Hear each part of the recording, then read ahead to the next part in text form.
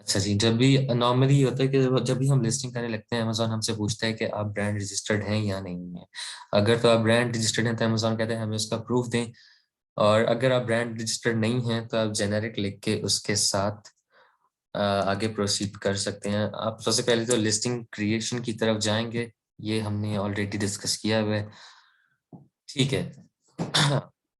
अब जब हम यहाँ पे आते हैं तो अमेजोन हमसे प्रोडक्ट आईडी मांगते हैं और ये सब कुछ, product name, brand name.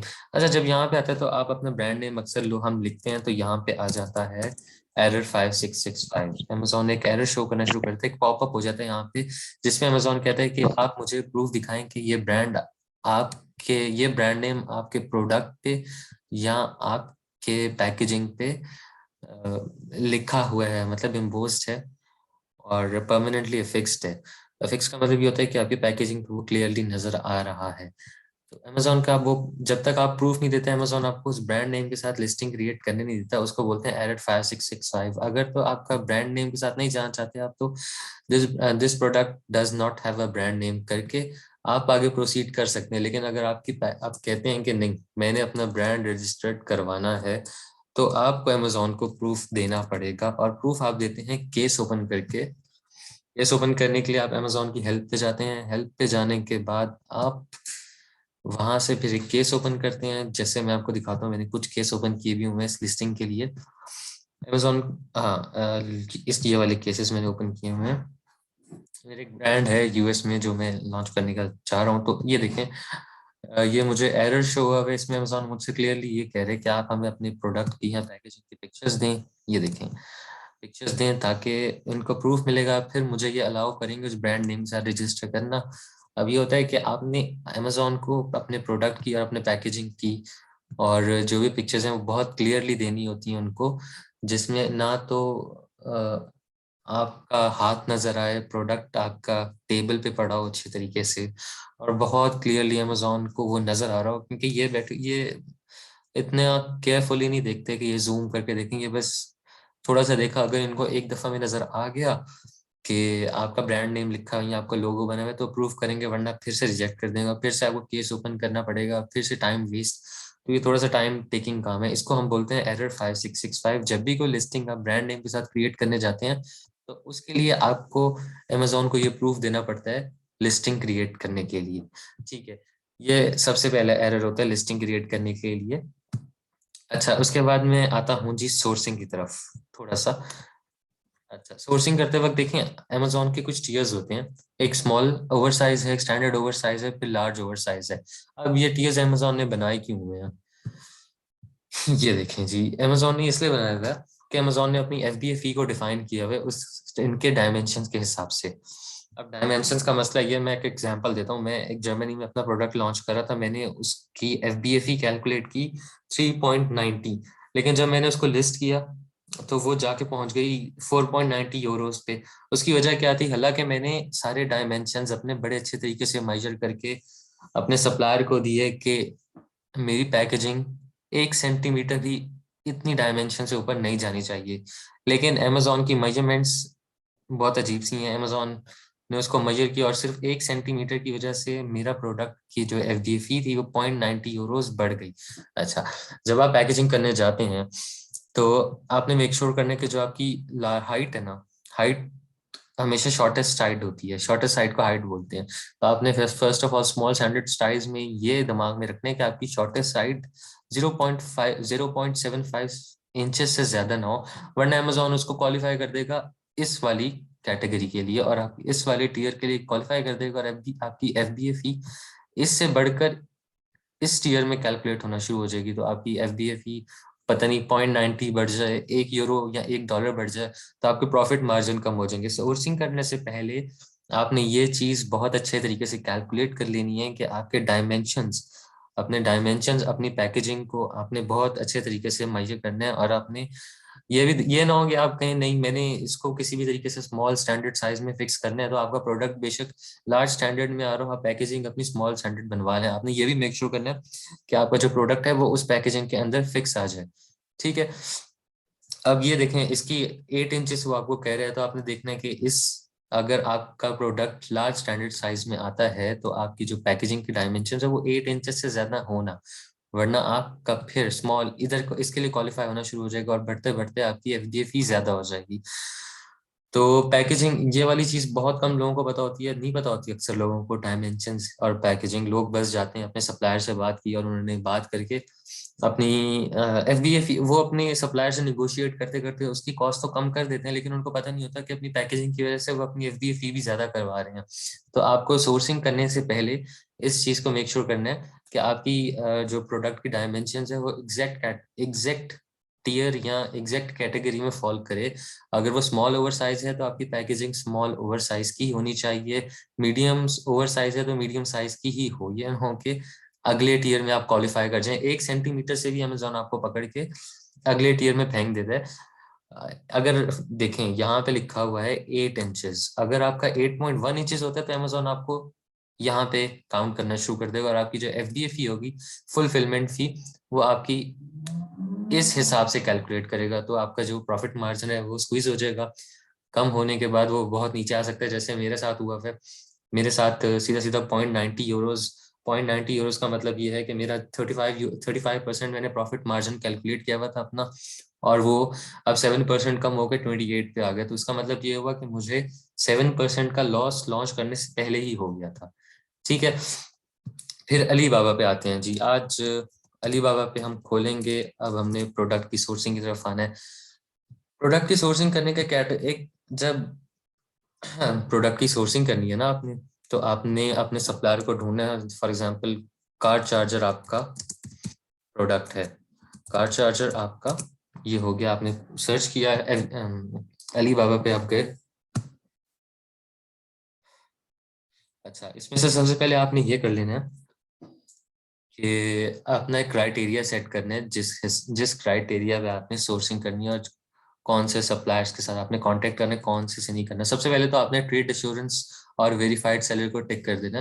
Trade assurance ये होती है कि इन केस अगर आपका सप्लायर आपके साथ कोई दो नंबरी करता है तो आप अलीबाबा के साथ केस ओपन करके अलीबाबा के साथ केस ओपन करके क्लेम कर सकते हैं कि आपके सप्लायर ने आपके साथ धोखा किया और इतने पैसे आपको रिफंड करे हैं, सारे पैसे रिफंड करे। अगर आपकी इन्वेंट्री की क्वालिटी अच्छी नहीं है तो आप अलीबाबा के थ्रू क्लेम कर सकते हैं। उसके बाद ये आपने देखने की जो डायमंड्स हैं ये 3 होने चाहिए एटलीस्ट। अगर 3 नहीं है तो इसका मतलब ये है कि आपका सप्लायर इतना रिलायबल नहीं है और वो उसको लोग इतना पसंद नहीं कर रहे।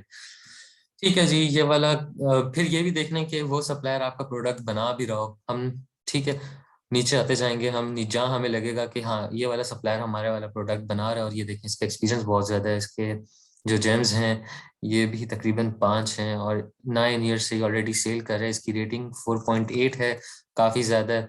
हाँ, इसके रिव्यूज बहुत कम है, पता नहीं लोगों ने शायद, लोग अली बाबा पे इतने रिव्यूज देते नहीं है। तो खैर आप यहाँ पे जाएंगे इसके पास, फिर आपने इसको मैसेज करना है। मैसेज में आपने इससे पूछना है कि इसका मिनिमम ऑर्डर क्वांटिटी एमओक्यू कितना है। इसका एमओक्यू यहाँ पे लिखा होगा, ऑर्डर क्वांटिटी। ठीक है, ये इसने लिखा हुआ है कि अगर 1 से 1000 यूनिट्स चाहिए तो 15 डेज के अंदर अंदर वो आपको बना कर दे देगा। ये लीड टाइम होता है, इसको बोलते हैं लीड टाइम।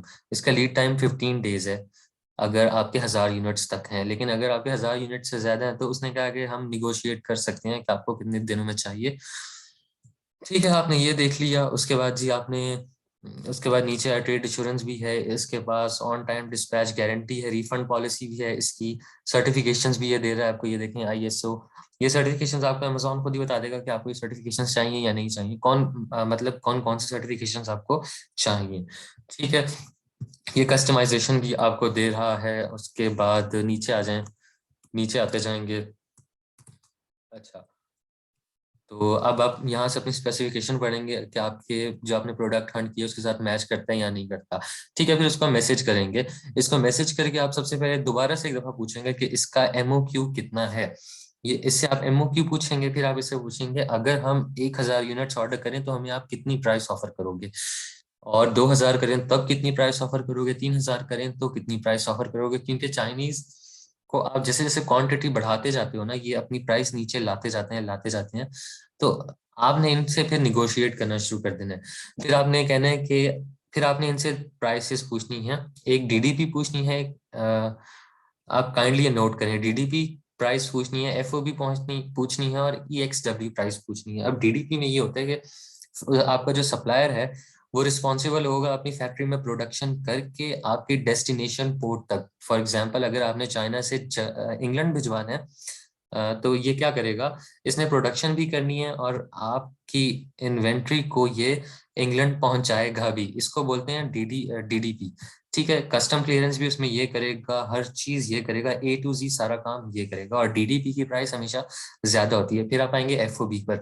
एफओबी में ये क्या करता है, आपका सप्लायर प्रोडक्शन भी करता है अच्छा, आपका सप्लायर जो है वो प्रोडक्शन भी करता है और आपकी इन्वेंट्री, आपका सामान जो है वो आपके फ्रेट फॉरवर्डर तक पहुंचाता है, और इसकी रिस्पॉन्सिबिलिटी वहीं तक होती है। फ्रेट फॉरवर्डर वो होता है जो आपके सामान को शिप करता है, बाय एयर या बाय सी शिप करेगा, वो आपका फ्रेट फॉरवर्डर होगा जो आपका सामान इंग्लैंड शिप करवाएगा। उसके बाद ईएक्सडब्ल्यू प्राइस आती है। ईएक्सडब्ल्यू वैसे नॉर्मली अब जितने भी सप्लायर्स हैं वो ईएक्सडब्ल्यू प्राइस पे काम कर रहे हैं, डीडीपी और एफओबी पे मोस्टली 80% मैंने देखा कोई सप्लायर ना डीडीपी करता है ना एफओबी करता है। ईएक्सडब्ल्यू में क्या होता है, वो सिर्फ प्रोडक्शन के जिम्मेदार होते हैं, उन्होंने सिर्फ प्रोडक्शन करनी है, फिर आपने अपने एजेंट या फ्रेट फॉरवर्डर को भेज के अपना सामान उठवाना है। और मतलब ये कि इसकी फैक्ट्री से आपका फ्रेट फॉरवर्डर सामान उठा के इंग्लैंड लेके जाएगा, बस इसकी रिस्पॉन्सिबिलिटी सिर्फ प्रोडक्शन तक ही होगी। अच्छा ठीक है जी। उसके बाद आपने क्या करना होता है, जब आपने अपना ऑर्डर प्लेस कर दिया, विद इन आप कोशिश करेंगे विद इन आप फर्स्ट वीक के अंदर अंदर इसको अपने बार कोड जीटीआईएन आपको सिखाया था अली हैदर ने, जीटीआईएन दें इसको अपने, या फिर अपने सेलर सेंट्रल से आइटम लेबल्स प्रिंट करके। आइटम लेबल्स मैं आपको दिखा देता हूँ, आइटम लेबल क्या होते हैं और उसको कैसे प्रिंट करना है। आपने मैनेज इन्वेंट्री पे गए, आपने कोई भी लिस्टिंग क्रिएट की हुई हो है ना अगर, तो उसको आप यहाँ पे जाएंगे। ये मुझे बार बार बहुत तंग करता है। अच्छा जी, तो आप इसके एडिट के पास वाले टैब पे जाएंगे और यहाँ से आपको शो होना शुरू होगा print item labels. Item labels आपने प्रिंट करने हैं। फिर आइटम लेबल्स ये होता है कि ये स्कैन करके अमेजोन आपके प्रोडक्ट को अपने पास एक्सेप्ट करेगा। यहाँ पे जितने भी आपके यूनिट्स हैं, अगर आपने हजार यूनिट्स भिजवा रहे हैं, मतलब 1000 प्रोडक्ट्स भिजवा रहे हैं, तो आपको ये 1000 प्रिंट्स करने पड़ेंगे। अगर आप 2 भिजवा रहे हैं तो 2 करते हैं। अगर आप 10,000 कर रहे हैं तो आपने यहाँ 10,000 प्रिंट करनी है। ठीक है, उसके बाद इसको प्रिंट करने के बाद आप अपने यहाँ से आप प्रिंट करेंगे इसको। यहाँ पे आप जब आप प्रिंट कर लेंगे तो एक पीडीएफ फाइल में डाउनलोड हो जाएगा, उसको डाउनलोड करेंगे और इस तरह नजर आते हैं। ये सब एक जैसे होंगे सब के सब, इसमें कोई डिफरेंस नहीं होगा। आप देख लें, ये वाला भी सेम है, ये वाला भी सेम है, ये वाला भी सेम है, ये वाला भी सेम है, सब एक जैसे होंगे। फिर आपने अपने सप्लायर को ये within the first week आपने उसको देना है, ताकि वो आपसे, क्योंकि चाइनीज ये करते हैं, वो आपको चार्ज करने का बहाना ढूंढते हैं। अगर आप उनको ये लेट देंगे तो वो कहेंगे जी अब आपकी प्रोडक्शन कंप्लीट हो गई है, पैकेजिंग कंप्लीट हो गई है, पैकिंग कंप्लीट हो गई है, अब हमें दोबारा से खोल के दोबारा से प्रोडक्ट पे लगाने पड़ेंगे, तो इसमें तो हमारी एक्स्ट्रा लेबर लगेगी। इसीलिए आप हमें जी इसके $150, मेरे दोस्त के साथ अभी ये हुआ, इसकी प्रोडक्शन कंप्लीट हो गई, हर चीज हो गई। बेशक अब उसको नहीं पता कि चाइनीज ने प्रोडक्शन कंप्लीट किया और पैक कर दिया सब कुछ, लेकिन उसका सप्लायर ने कहा कि भाई आपकी प्रोडक्शन कंप्लीट है, अगर अब हमें अब लेबल लगाने का कहेंगे तो हम आपसे $150 एक्स्ट्रा चार्ज करेंगे। अब $150 इतने बड़े इस काम के लिए बंदा कहता है कि ठीक है बहुत थोड़े पैसे हैं, कोई इशू नहीं है, मैं दे देता हूँ। लेकिन जब आप इसको एक प्रॉपर एक्सपेंस शीट में लिखते हो ना, तो आपको नजर आया था कि मेरे प्रॉफिट मार्जिन बेशक 1% से इफेक्ट हो रहे हैं, लेकिन इफेक्ट हो रहे हैं। आपने एक एक परसेंट बचाना होता है अपनी एफबीए, एक एक डॉलर बचाना होता है, तब जाके आप प्रॉफिट में आना शुरू होते हैं, वरना आप शुरू से ही लॉस में आना शुरू हो जाते हैं। तो आपने अपने सप्लायर को ये दे देने हैं, उससे कहना है कि ये हर यूनिट पे, हर यूनिट पे मतलब ये कि एक कार चार्जर है, इसके बॉक्स के ऊपर एक एक पैक में अगर एक कार चार्जर है तो आपने उसको कहना है कि ये पैक के ऊपर ये वाला आइटम लेबल लगाए, और 1000 चार्जर हैं तो 1000 चार्जर के ऊपर ये वाला आइटम लेबल लगेगा। और दूसरा आपने उसको कहना है कि हर यूनिट के ऊपर एक मेड इन चाइना का स्टिकर लगवाए, क्योंकि कस्टम क्लियरेंस में इश्यूज आते हैं। कस्टम क्लियरेंस में वो अमेजोन भी आपसे पूछता है कि इस प्रोडक्ट का ओरिजिन क्या है, ये कहाँ बना है, कहाँ से बन के आया है। तो आपने, अगर तो आपका प्रोडक्ट जो है वो जर्मनी में बने तो आप मेड इन जर्मनी लिखें, मेड इन यूके बने तो मेड इन यूके लिखें, मेड इन फ्रांस लिखें। लेकिन अगर मेड इन चाइना है तो उस पर मेड इन चाइना ही लिखवाना है आपने।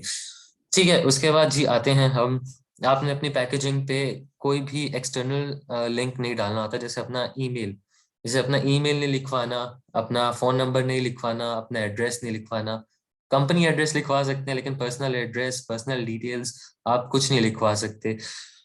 तो सोर्सिंग पे आपने इन चीजों का ध्यान रखना है। फिर अच्छा है, फिर अमेजोन, फिर आपने जो इनको पे करना होता है वो आपने ट्रेड एश्योरेंस के थ्रू पे करना होता है। आपका ऑर्डर है ना, ये आपको एक लिंक जनरेट करके देता है, आपने उस पे जाके क्लिक करना है और अपनी कार्ड डिटेल्स डाल के उसके थ्रू आपने पे करना है। तब अली बाबा रिस्पॉन्सिबल होगा आपकी इस ट्रांजेक्शन के लिए। लेकिन अगर आप कहते हैं कि नहीं ट्रांसफर वाइज से कर लूँ, पेपैल से कर लूँ या बैंक ट्रांसफर कर दूँ, तब अली बाबा रिस्पॉन्सिबल नहीं होगा। और अगर आप किसी सप्लायर के साथ फर्स्ट टाइम काम कर रहे हैं, तो फर्स्ट टाइम में कोई भी सप्लायर इतना रिलायबल नहीं होता कि आप उसको डायरेक्ट ट्रांजेक्शन करके पैसे भेज दो। तो फर्स्ट टाइम पे आपको हमेशा ये कोशिश करनी है कि आप अली बाबा के थ्रू जाएं। ठीक है, अली बाबा के थ्रू जाएंगे तो आप थोड़े से बेनिफिट में रहेंगे और आपके लिए चीजें थोड़ी आसान रहेंगी। ठीक है जी, अब ये सोर्सिंग हो गई, ठीक हो गया। उसके बाद आपने हमेशा ये करना होता है कि जब भी आप अपनी देखें, जब आप अपनी प्रोडक्शन करवा रहे होते हैं ना, आपने अपने सप्लायर को कहना है कि मुझे एक थैंक यू कार्ड रखवाना है अपने अपने हर यूनिट के अंदर, ताकि मेरे ये हम सिर्फ कस्टमर को खुश करने के लिए लिखवाते होते हैं कि थैंक यू, थैंक यू लिखवाते होते हैं। कस्टमर को बोलते होते हैं कि आप अपना ऑनेस्ट रिव्यू छोड़ें, 5 स्टार रिव्यूज या स्टार्स ऐसा कुछ भी कहीं भी नहीं लिखवाना होता। और ना आपने कहीं मेंशन करना होता है जिससे अमेजोन को लगे कि आप रिव्यू मैनिपुलेट कर रहे हैं या आप कस्टमर के साथ जबरदस्ती कर रहे हैं उनको कि आपको रिव्यू दे। तो आपने कोशिश करना है कि ये चीज आप कहीं भी ना लिखें कि 5 स्टार, हमें 5 स्टार दें या 3 स्टार दें या जो भी दें। आपने कहना है कि हमें ऑनेस्ट रिव्यू चाहिए और हमें आपसे शॉपिंग करके आपने हमारे से शॉपिंग की है, हमें अच्छा लगा और आई होप कि you will like this product, या आप दोबारा से ऑर्डर कीजिएगा अगर, या हम उसको रिप्लेसमेंट ऑफर करते हैं अगर अच्छा ना लगे। थैंक यू कार्ड हो गया, आइटम लेबल्स हो गए, मेड इन चाइना का लेबल हो गया हर यूनिट के ऊपर। फिर आ जाते हैं बड़ा कार्टन। बड़ा कार्टन वो होता है, एक कार्टन का तो आपको पता होगा जिसमें आपके 100 यूनिट्स फिक्स होते हैं या 1000 यूनिट्स फिक्स होते हैं। आपने अपने सप्लायर को बोलना है जो कार्टन है उसके dimensions 25 inches from each side हो। इसका मतलब है उसकी लेंथ भी 25 इंचेस हो, उसकी विड्थ भी 25 इंचेस हो, उसकी हाइट भी 25 इंचेस हो। इससे ज्यादा कहीं से भी ना हो, वरना आपको Amazon इसका भी चार्ज करना शुरू कर देगा अगर आपके डायमेंशंस बढ़ रहे हैं। और फिर आपने हर कार्टन के ऊपर मेड इन चाइना लिखवाना है। ठीक है जी, ये काफी हद तक आपकी सोर्सिंग भी हो गई। और